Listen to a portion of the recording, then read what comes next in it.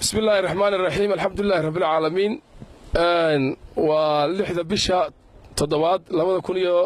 لبدا كونية تضوية طبانكا waxaan joognaa magaalada Burco ee xarunta gobolka Togdheer waxaan halkan kelmadii laba ka oran doonaa hadal runtii aan u malaynayo inaan si sax ah u bixin oo aniga igu wajahnaa oo munaasabadii ballaadhnayd ee lagu daafurayay diiwaanka kaar qaadashada doorashada Soomaaliland ku soo foolay dadka codbixiyaasha oo maanta ka qabsatay magaalada Burco xafladii loo qabtay oo kaafi hotel ka dhacday hadal uu ka jeediyay gudoomiyaha ama barasaabka sida qof oo yaqaan gobolka Togdheer Maxamuud Cali Saleebaan oo ramax ku magac dheer hadalkaas oo ku aroorayay eedayn fara badan runtii oo aniga soo jeediyay Muniir ahaan oo ku saabsanayd inuu barasaabku igu eedeeyay in waxyaabo ka dhacay galooley uu sidoo sheegayay iyo sheekh oo anigu aanan ogeyn iyo Burco oo ahaa soo dhaweyntii xisbiga wadani aan mas'uul ka ahaa qalalaasana iyo ay abuurtay iyo fawdo ninka waxa hagayayna uu ahaa sida uu barasaabku u dhigay anigoo ah Muniir runtii maanan ogeyn meel buu ka dhacay manaanan arkin meel runtii ay qalalaase ka muuqday oo jidkan soo muraynay ahaa waxa laga soo bilaabo deegaanada gobolka Saaxil ilaa aan Togdheer soo galeynay waftiga murashaxa xisbiga wadani Cabdiraxmaan Maxamed Cabdilaahi Cirro oo aan ka mid ahaa nugulna lagu soo galbinayay runtii soo dhaweyn aad u ballaaran oo dad jamaahiiri runtii ay deegaanadan soo maraynay xoog u tubnaayeen oo ay ka muuqatay qiiro fara badan dadkaas ciidamay abaabulin waxaan arkayay dadkii hudisa waxa la yaab lahayd dadka deegaanka degmada Sheekh oo si cajiiba oo laba ilaawana xisbiga wadani iyo madaxdiisa u qaabilay waxaana runtii la wada arkayay saad warbaahinta ka daawanayseen jamaahiirtii tirada badnayd ee sida midnimada leh ee qiirada leh ee runtii caadifada leh ee xiisaha leh ay u soo dhaweynayeen dadweynaha reer Burco murashaxa xisbiga wadani iyo waftigu hogaaminayay dadkaasi dad cidi abaabushay ma ahayn dad cidi soo kaxaysay ma ahayn waxa ay dad dareen iyo doonis si midnimo ah xisbiga iyo madaxdiisa ugu qaabilay ugu hor yimi arintaasi runtii waxa moodayay niyad jab xoogaa ay ku keentay madaxda xisbiga kulmiye oo gudoomiyaha xisbigaas murashax xisbigana ah iyo madaxu hogaaminayay oo wasiir ka mid ahaayeen oo iyaguna aan runtii isku lug ahayn laakiin aan wax soo dhaweynaa iyo qaabilaad iyo waji furnaan midnaba kala kulmin gobolka Togdheer iyo magaalada Burco inay xoogaa cadha ku keentay cadhadii dabeetana ay malaha mas'uuliyiinta gobolka ay gaadhay sidaasna uu barasaabku eedayntii ugu soo jeediyay wuxuu barasaabka hadaladiisa ka mid ahayd in hadalla aan jeediyay ay arrimihii Ruwaandha oo kale ka dhalanayaan subxaanallah Soomaaliland dal degan weeyaan dal runtii walaalaa weeyaan bariga galbeed dad gacmaha haysta weeyaan arrimo runtii mas'uul ka soo baxa in uu ku halqabsado dalal masiibooyin ka dhaceen xaasha lillaah waxa la Soomaaliland arintaasi ma taagna mana geedo anaguna nagama soo bixin wax arrimahaasi dhaliya waxaanu runtii dadka ugu mahadnaqnay si caam ah inay si midnimo u soo dhaweeyeen waftiga xisbiga wadani iyo murashaxooda waanu ka mid ahayn mahadnaqaas oo runtii u jeedin oo ku jira saxaafadda iyo YouTube-yada waad ka eegi kartaan waxaan yaabanayaa halka uu hadallada ka keenay barasaabku waanu saragnay intaan xafladu qabsoomin Maxamuud Cali Saleebaan Rabax saaxiib dhow baanu hayn saaxiib qoys baanu hayn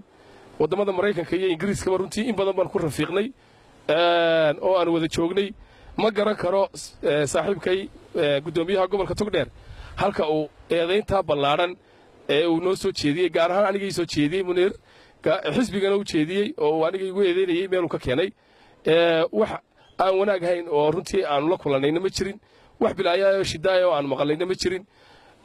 xisbiga wadanina waxa uu aaminsan yahay in doorashada Soomaaliland si xor oo xalaal ay u dhacdo waa la tartamaya xisbiya la yahay laakiin mar walba danta qaranka iyo midnimada wadanka Jamhuuriyadda Soomaaliland iyo shacabkiisa iyo walaalayntiisa ayay siyaasadda xisbigan ku dhisan tahay mas'uuliyiintiisa iyo dadka aanu ka mid ka nahayna ay aaminsan yihiin in taa lagu shaqeeyo ma aaminsanin dadka in la kala qoqobo ma aaminsanin dadka in bilaa loo kala sheego ma aaminsanin dadka in arrimo aan runtii xanaf iyo xagtin reebaya lagu kala dhexrido hadday Burco tahay oo midna badan shir ka muuqatay hadii Soomaaliland tahay xisbiga wadani taas ayuu ka tarjumaya barasaabka hadii xagga calaan ay kaga timi gudoomiyaha xisbiga kulmiye Muuse Biixi Cabdi oo san qartirasho iyo qaab runtii muuqasho la'aana gobolka togdheer ku yimi de ma garan karayo inuu kula soo gagasho xisbiga waddan iyo mas-uuliyiintiisa iyo annaga toona laakiin arrimahaasi arrimo jira maaha halkaan ka beeninaya wax dhibaato ah oo dhacayna maanaan ogi waxaanu abaabulayna ma jirin hadalkaygii wuxuu dhaliyey oo aan wanaag hayna ma ogin oo waxaan wanaag hayn nagama soo bixin meeluu hadalkaa badhasaab ka keenay malaa magac kale ayuu igu khaldaan maleeya iyo arrimo kaloo ka horreeyey malaa wixii shalay toole laakiin arrintaasi ma jirin ummadda somalilan taasaan u caddaynaya anigoo afka xisbiga waddani ku hadlaya afkii wafdiga shalay yimi magaalada burco ee xisbiga waddani ee murashax hogaaminaya ku hadlaya midnaba wax aan wanaag iyo soo dhawaynahayn runtii mar kalena halkan waan uga mahadnaqaya dadkii sida xamaasadda lahaa noo soo dhoweeyey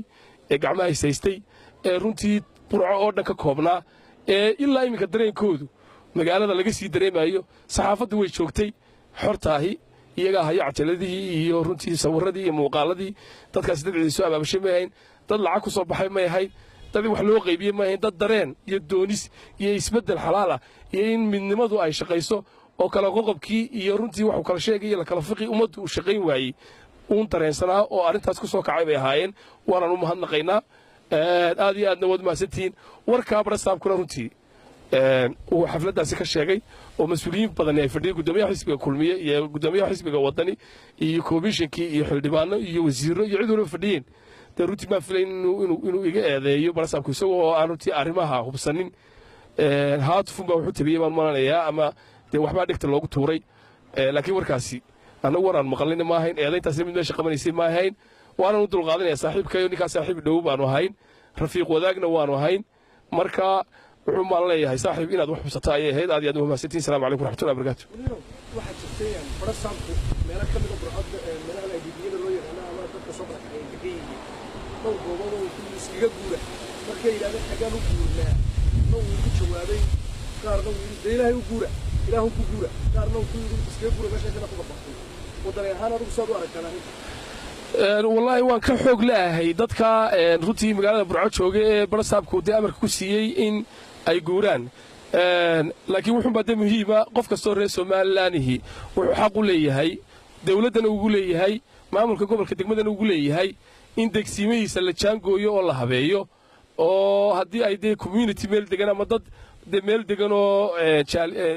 buuran yihiinna loo habeeyo dhul degsiimo ah haddii meesha ay degan yihiin meel dee aan markaa ku munaasib ahayn oo laga raraya ay tahayna halkii ay u guurayeen loo habeeyo taasay xaq u leeyihin dadkaasi hadday de sidaa aad runtii u sheegaysa u jirto ma habboona dee in dad sidaa loola hadlo badhasaabkuna ula hadlo unay si haqabla'aanana meesha uga guursiiyo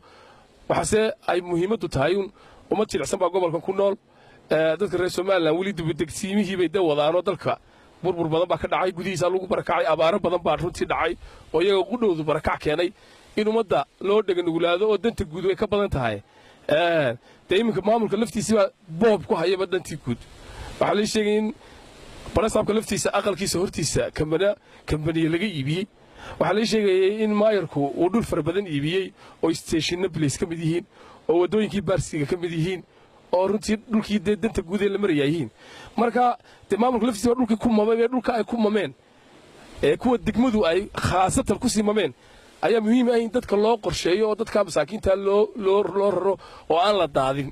hadday yihiin dadkii abaaraha ku barakacay iyo hadday yihiin dadkii hore u barakacayba marka waxaan anigu dee waddan ahaan u soo jeedinaynaa un dhulka burco uu ka badan yahay ee bannaani ummadda reer somalilan ee burco degan meel kastaba ha ka imaadaan ama barakacday ha u qorsheeyaan maamulka gobolka iyo ka degmadu iyaana cidlo ku tuurin hana joojiyeen iyaga qudhow dee dhulboobka ay wadaan ee ka wadaan magaalada gaar ahaan bariga burco ayay aad uga wadaa oo maayirku ka wadaa weliba haddii xisbi un dabada dee la geliyo oo haddii idinkiisna wixii doona la sameeyo dee fawday noqonaysaa dalku marka waxaan u soo jeedinaynaa in maayarka iyo maamullada kaleba dee ay ka waanjoogaan